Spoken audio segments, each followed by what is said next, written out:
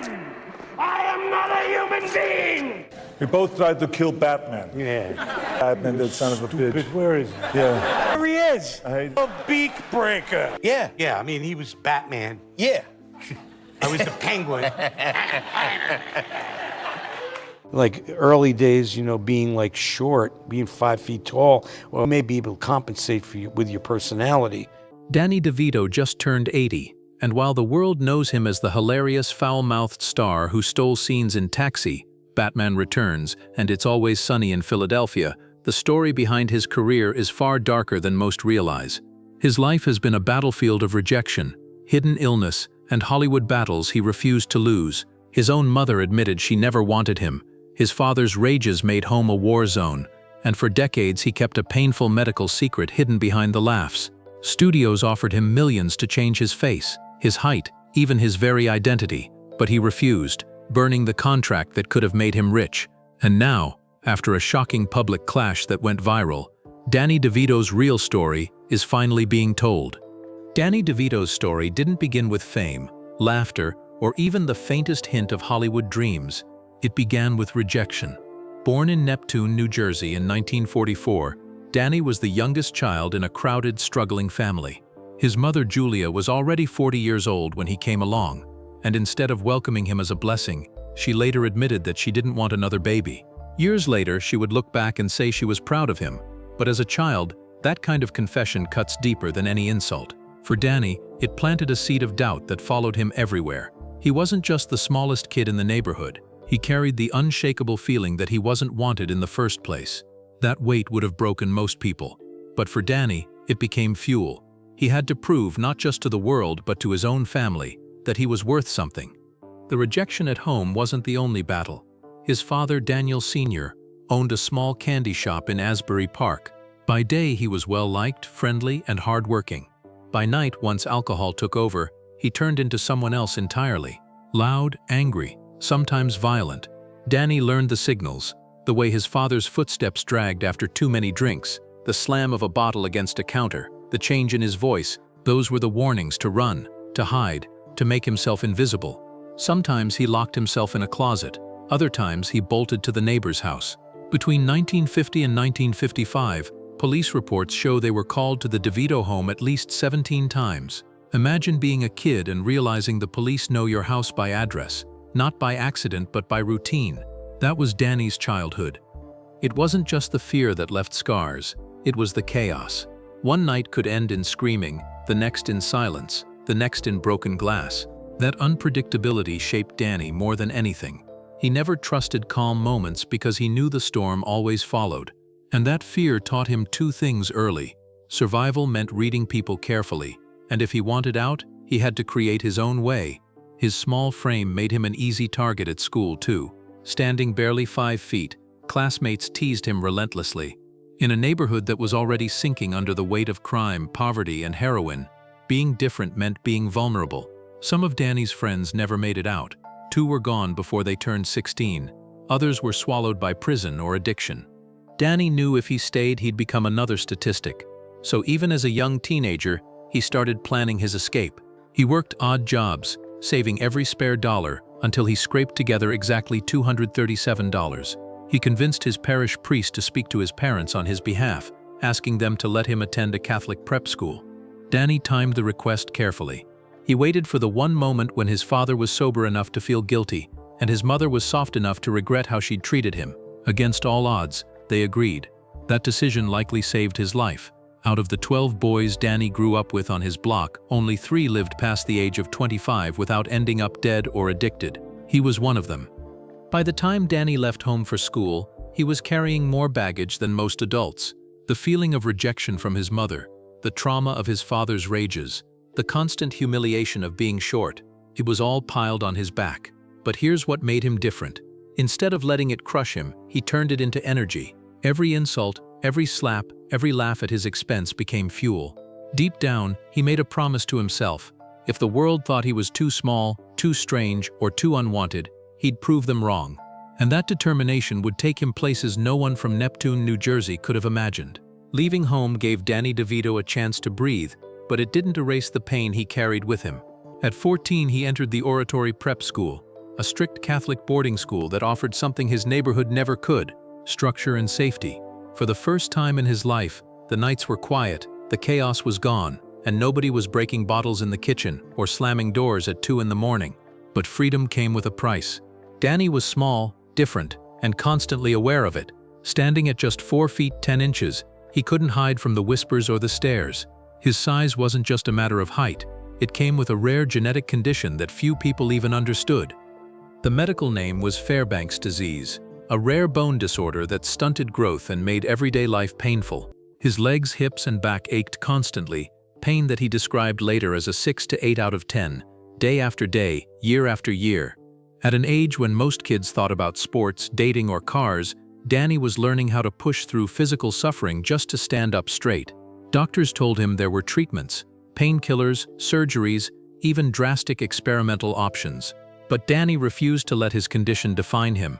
He never touched the pain meds, fearing he'd become dependent like so many people in his neighborhood had on other substances.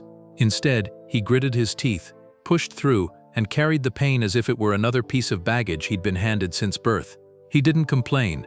He didn't tell classmates. He just kept moving.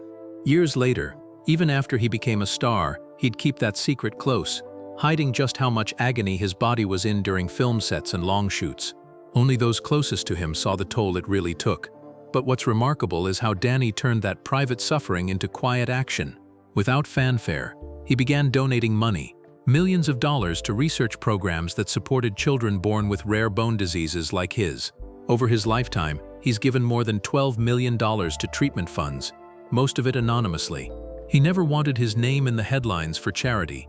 He just wanted to make life easier for kids who'd grown up the way he did, hurting in silence. Meanwhile, outside of school, the world around him was getting darker. Back in Neptune, heroin was sweeping through the streets. Friends who once played stickball in the neighborhood park were now stealing, dealing, or overdosing. Out of the small group Danny grew up with, most didn't make it to adulthood intact. Some were gone before they turned 16. Others ended up in prison. Danny's decision to leave home and focus on school wasn't just smart, it was survival. Looking back, he knew that $237 he saved from odd jobs like sweeping stores and delivering groceries probably saved his life. At oratory prep, Danny also learned discipline.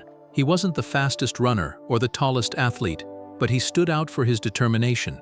He worked hard in class, eager to prove he wasn't just the kid nobody wanted. That drive caught the attention of teachers and mentors, who pushed him to think bigger, to believe he could do more than just survive. Still, the idea of Hollywood wasn't even in his head yet. At this point, Danny just wanted to carve out a place for himself, somewhere he wouldn't be judged for his size or haunted by the sounds of police sirens outside his house. The pain in his body never left him. He woke up with it, went to bed with it, and carried it like an invisible weight everywhere he went. But the rejection, the neighborhood tragedies, and the constant ache only fueled his determination. While others gave in to the darkness, Danny decided he'd fight through it, no matter the cost. And in the unlikeliest of places, a beauty salon, his life would take a turn no one could have predicted. Danny Devito didn't set out to be an actor. In fact, his first serious career path was one most fans would never expect. He became a beautician.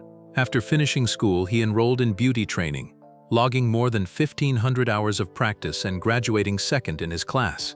What began as a practical move to make a living turned into a surprising passion.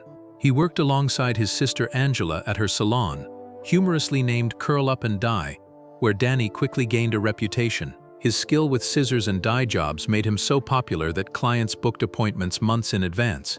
He even won awards for a hairstyle he invented called the Neptune twist. And while he joked later that he first went into the beauty business to meet women, it was clear he took the craft seriously. For the first time in his life, people weren't laughing at him. They were asking for him. But destiny had other plans. One day, while styling a client's hair, her husband, a local theater producer, told Danny he had the kind of spark that belonged on stage. At first, Danny brushed it off. He wasn't dreaming of fame.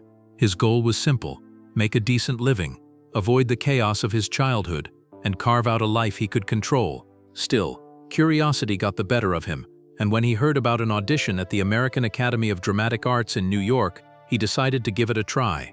Originally, Danny applied for their makeup program, figuring it would be a natural extension of his salon work. But during the application process, the school asked him to perform a short monologue. He had no formal training, no background in acting, but he picked a scene from The Rainmaker and gave it his best shot. Something clicked. The teachers saw something in him that he hadn't even seen in himself. Instead of makeup, they offered him a place in the acting program.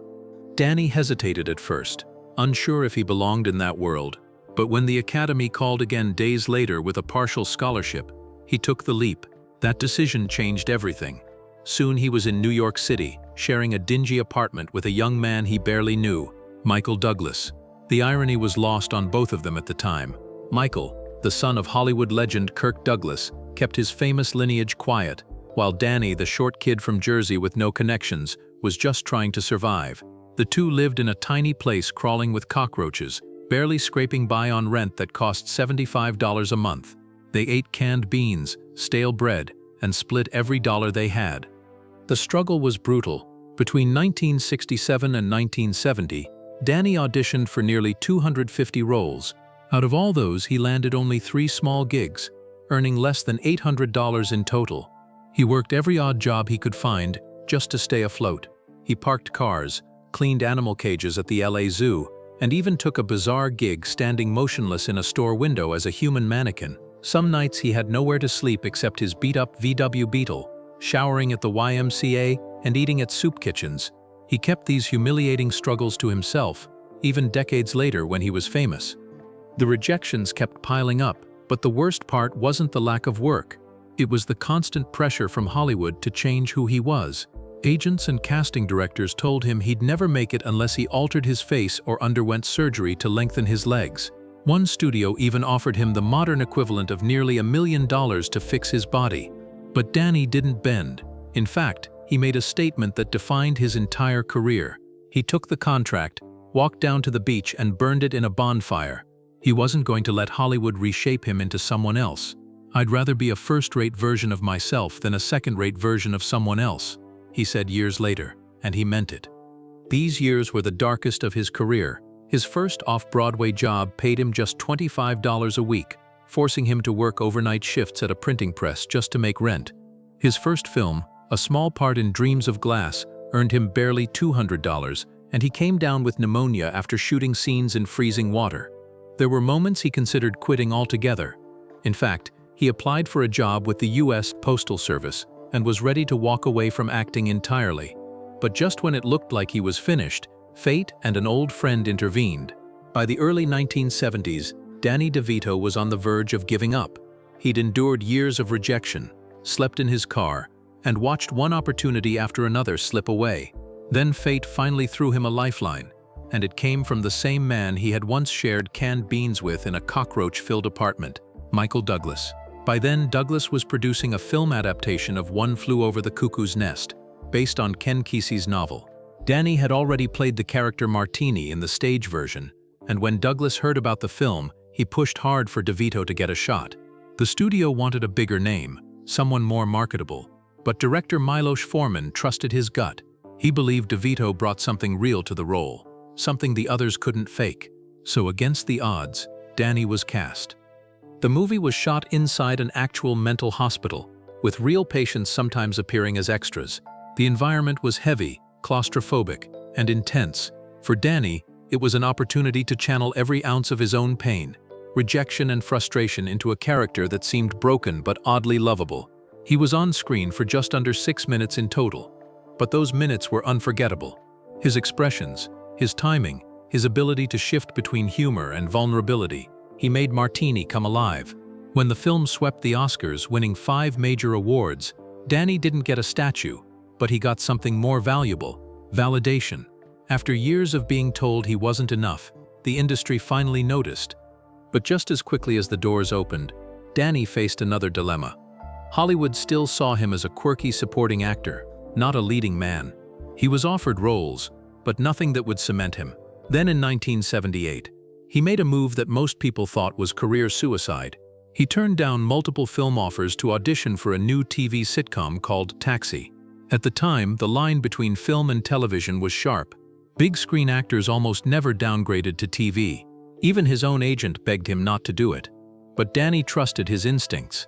He read the script and felt an instant connection to the character of Louis De Palma, the sleazy, foul-mouthed dispatcher who ran the taxi garage. During the audition, Danny didn't just read the lines. He delivered a full-blown performance, turning the character into something raw and unforgettable. By the time he finished, the room was silent, stunned by how completely he owned the role. The network was nervous. At 4 feet 10 inches, Danny didn't look like the kind of star who could carry a sitcom.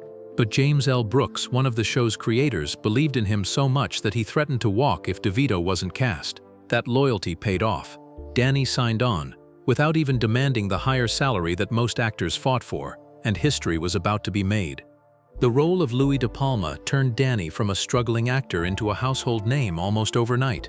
Louis wasn't charming, heroic, or even remotely likable. He was rude, crude, and unapologetically nasty, but audiences loved him. Within the first 8 episodes, Danny received more than 11,000 fan letters, something unheard of for a supporting character. His performance was fueled by years of rejection. Before filming, he'd sit quietly and list the names of every casting director who had laughed at him, every agent who had told him he'd never make it. Then he poured that anger into Louis. The result was electrifying. Awards quickly followed. In 1980, he won a Golden Globe, and the next year he won an Emmy. When he finally walked up to the stage to accept his Emmy, he didn't give a long speech. He said just 12 words. "Thank you. I'm really happy about this. Taxi is the best show on television." It became the shortest acceptance speech in Emmy history, and it summed him up perfectly. No flash, no filler, just straight to the point. What made it even sweeter was that in the first season of Taxi, he'd been completely overlooked. To go from ignored to winning television's biggest prize in just 2 years was proof of how far he had come. And just like that, Danny Devito had gone from a kid hiding in closets from his father's rages to one of the most recognizable faces on American television. But as he soon discovered, success in TV didn't guarantee success in film. Hollywood still wasn't sure if Danny could ever be more than the angry little man behind a dispatcher's booth. He was about to prove them very, very wrong. By the mid-1980s, Danny Devito had conquered television, but Hollywood still wasn't convinced he could be more than a supporting character. Casting directors continued to see him as too short, too strange, or too risky to lead a movie. But Danny had a way of flipping rejection into fuel, and he was about to do it again. His big screen breakthrough came in Romancing the Stone in 1984, where he played the scheming Ralph alongside Michael Douglas and Kathy. The movie was a massive success, making over $115 million on a $10 million budget, and Devito's mix of comedy and menace stole nearly every scene he was in. For audiences, he was unforgettable. For studios, he was finally bankable. He doubled down the following year with The Jewel of the Nile, proving his chemistry with Douglas and Turner wasn't a fluke. And in 1986, he took on a role that showcased his fearlessness, playing a greedy, unlikable husband in Ruthless People. Instead of trying to charm audiences, Danny leaned into being hated. The result was a box office smash that earned over $70 million and a Golden Globe nomination. He was rewriting Hollywood rules. You didn't have to be tall, handsome, or heroic to dominate the screen. You just had to be unforgettable. But Danny wasn't content with just acting. He wanted to tell stories on his own terms. In 1987, he made his directorial debut with Throw Mama from the Train. The dark comedy not only made money, but also earned critical praise, proving Devito wasn't afraid to take creative risks. He followed it with The War of the Roses in 1989, reuniting Douglas and Turner in a dark satire about divorce. The film struck such a nerve that in Germany, the title itself became slang for vicious marital breakups. Devito's style as a director was sharp, funny, and unapologetically brutal, exactly like his acting. Then came the role that would forever cement his place in pop culture. In 1992, Tim Burton cast him as the Penguin in Batman Returns. Sitting for hours in prosthetics and makeup, Devito transformed into Oswald Cobblepot, a grotesque and tragic villain, unlike anything audiences had seen before. He didn't just play the Penguin, he became him. His performance was so disturbing and magnetic that fans and critics alike agreed he stole the movie. The role earned him a nomination for Best Villain at the MTV Movie Awards and remains one of the most iconic comic book performances in history. Even decades later, Danny has said he'd gladly return to the role if Burton ever came back to the franchise. But while he was on screen proving critics wrong, behind the scenes he was quietly building an empire. In 1992, he co-founded Jersey Films, a production company that would change independent cinema. Devito had an eye for bold, risky scripts, and one of the company's first big projects was a strange, non-linear crime movie called Pulp Fiction. While other studios passed, Jersey Films took a gamble on Quentin Tarantino's script. The result became one of the most influential movies of the 1990s, revitalizing independent film and cementing Devito's reputation as a power player in Hollywood. And Danny wasn't just chasing edgy adult films. He also left his mark on family entertainment. In 1996, he directed Matilda, based on Roald Dahl's novel. He played Matilda's awful father, while his wife Rhea Perlman played her mother. But what made the story unforgettable wasn't just what happened on screen. It was what happened off-screen. Young star Mara Wilson's mother was battling cancer during filming. Danny and Rhea stepped in, caring for Mara like she was their own child. And when her mother's health worsened, Danny brought a nearly finished cut of the film to the hospital so she could see it before she passed. Mara later said DeVito and Perlman felt like her favorite aunt and uncle. It was one of those rare moments in Hollywood where kindness outshined the cameras. By the end of the 1990s, Danny DeVito had done something no one expected. He wasn't just a sitcom star. He wasn't just a quirky side character. He had become an A-list actor, an award-winning director, and a powerhouse producer who had his fingerprints on some of the most important films of his generation. But while his career was soaring, his personal life was entering a period of turbulence that no amount of success could fix.